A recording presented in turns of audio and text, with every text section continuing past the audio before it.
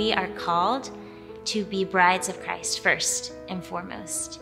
And then we take that love that we have for the Lord and we share it with all of those that we serve. We are spiritual mothers. And this is the charism of Saint Cecilia, to be a bride of Christ, to be a spiritual mother, and to be willing to sacrifice our whole lives, to lay our lives down on the altar as we do at profession and say, Lord, I'm yours. Take all of me, take all of my life.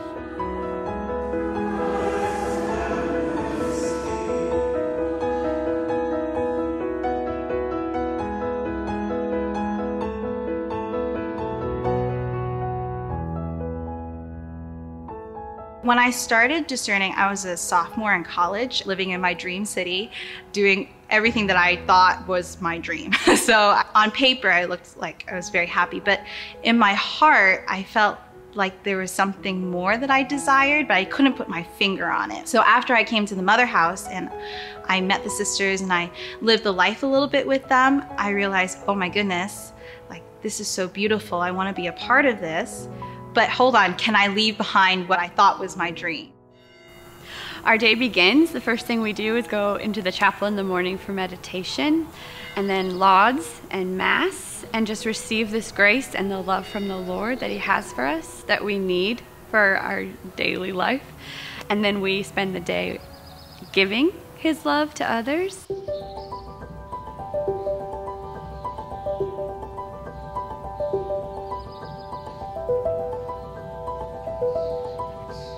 In our work in the apostolate, in direct teaching, we're evangelizing. We're seeking to open the students' minds to receive the gifts that God has given them of knowing and choosing, of their intellect and their will, but also striving to develop in them a relationship with Christ.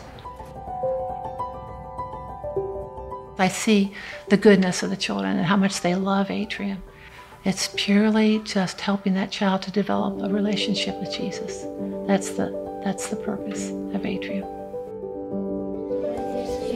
reading from the Holy Gospel according to St. John. Glory to you, O Lord. Wine is not bread and wine is really the body and blood of Jesus. I just see our sisters taking their students to times of prayer, to adoration, teaching them how to pray. And some of them would be standing up with their hands full. Some of them would be kneeling down. They would be in every posture. It was so beautiful to see the freedom they had to use their bodies in prayer as they were inspired. For you, how I love you. Our Christian life, our life as religious, our life as faithful, is simple. God is love, and we just need to allow ourselves to let Him to love us.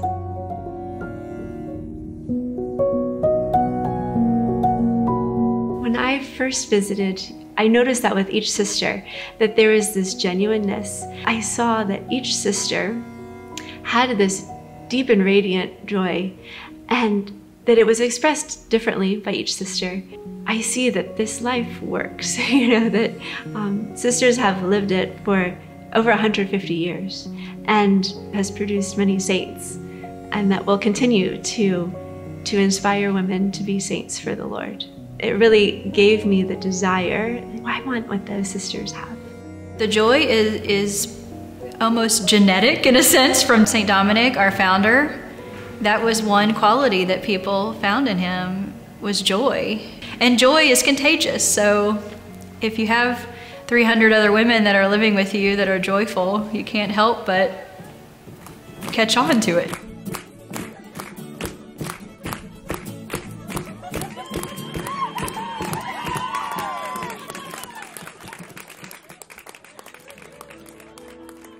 Religious life is very much like a family, right? And the smooth running of a family. I can't live this life without my sisters. I think we learn from one another, and there's this great gift that we have of being united in the Lord. He is the source of our community life. He is the source of our unity, and we all have our eyes on that same goal. So ultimately, we're here because the Lord has called us. The heart of our community life is that call to go together to be witnesses to Jesus.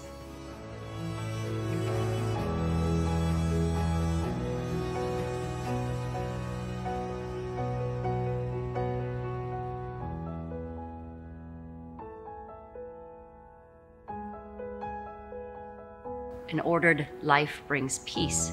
And so all of the things we do that seem so little and can look so insignificant are important because they're done with great love.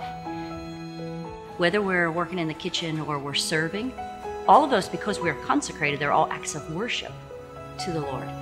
Our world is so busy, and the grace and the gift of the monastic structure of our life is it provides times for silence. Silence has the ability actually to pull together a fragmented life.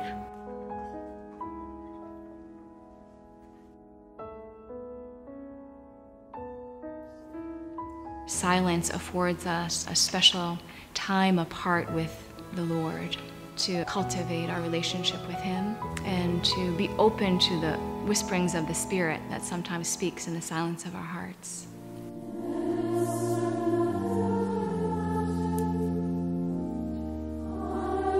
Everything in our life is sustained by a relationship with our Lord, Jesus. And so coming to Him every day and relying upon His grace is what fuels the rest of our activities. So our life needs to be one of constant prayer.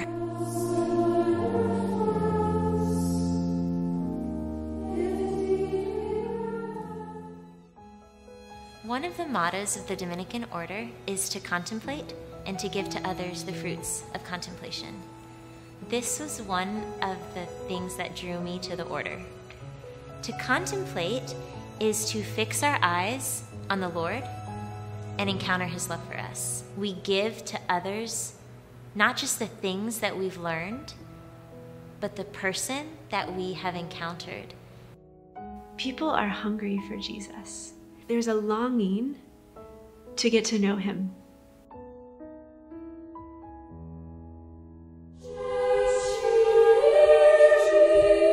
Saint Dominic was a man on fire with the gospel who traveled the world to set the world ablaze with truth, with love of God.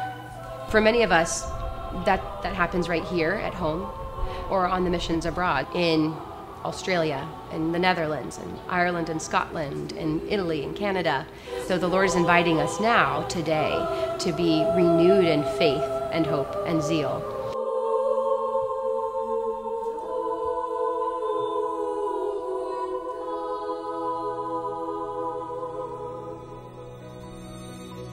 We know God is faithful.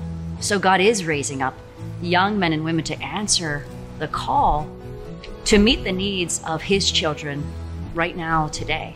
The winter of 1999, Pope John Paul II came to St. Louis. The Pope was speaking to the youth, and at one point he said, "If you are feeling called to religious life or the priesthood, do not be afraid and do not put it off." And I felt like there was an arrow coming straight from his mouth right into my heart, saying, "That's you. I'm speaking to you." And when I got here, it was like I felt like I was home. I was like, this is what my heart has been made for. The prayer life, the community life, the life of service, the teaching, all of this, all these little pieces. Oh my goodness, my heart has been made for this. Are you resolved, with the help of God's grace, to undertake that life of perfect chastity, obedience, and poverty which Christ our Lord and His Virgin Mother chose for themselves, to persevere in it forever? Through His total self-gift on the cross, Jesus wed Himself to His bride, the church. And through our vows, we have the opportunity to make a total self-gift of our life by offering it back to God.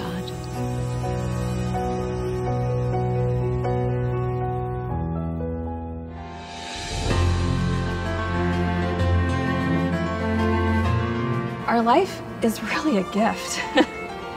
It's not something that we earn, or it's not something that we're worthy of. It's something that the Lord has made us for. The vows lead us to love. If we had to define holiness, we might say that holiness is union with Christ in charity. And the vows, their very purpose, is to lead us to be in union with Christ in love. The love of Christ that impels us to live our vow of chastity. It's that same love of Christ that allows us to leave all for His sake. and that same love that unites us to the Father's will.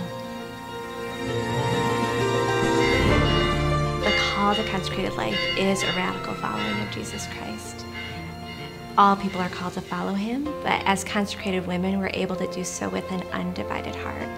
We're able to follow him more freely because I've given my whole self to him and to no one else, and it really is an adventure like no other.